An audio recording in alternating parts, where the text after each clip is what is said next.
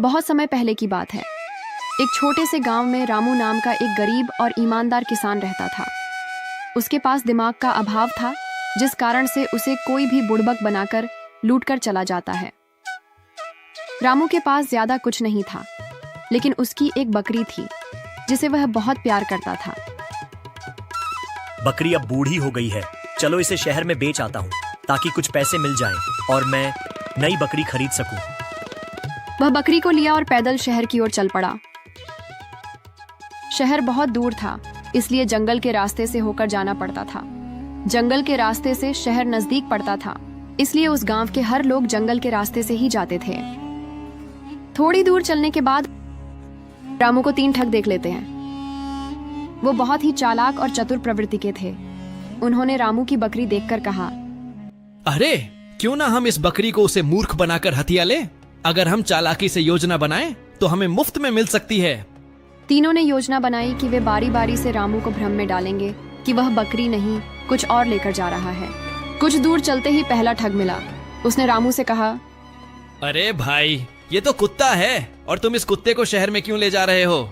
रामू चौंका। क्या? कुत्ता? नहीं नहीं, ये तो मेरी बकरी है।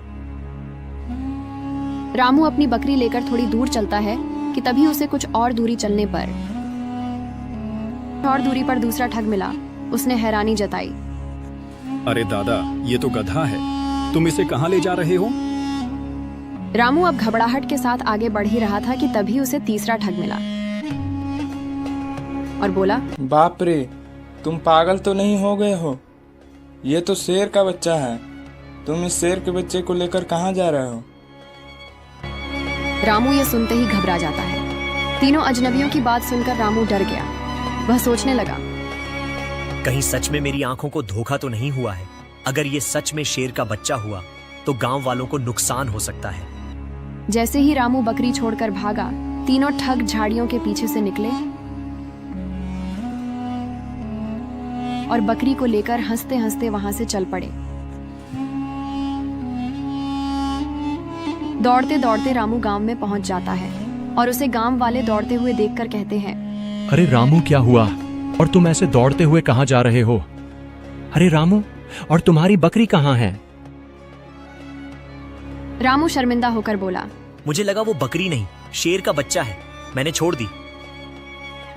गांव वाले हंसे नहीं बल्कि चिंतित हुए।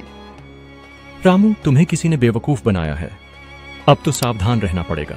तो देखा मेरे प्यारे मित्रों, हमें ऐसे ही किसी पर भरोसा नहीं करनी चाहिए, नहीं तो हमारा ही नुकसान हो जाता है।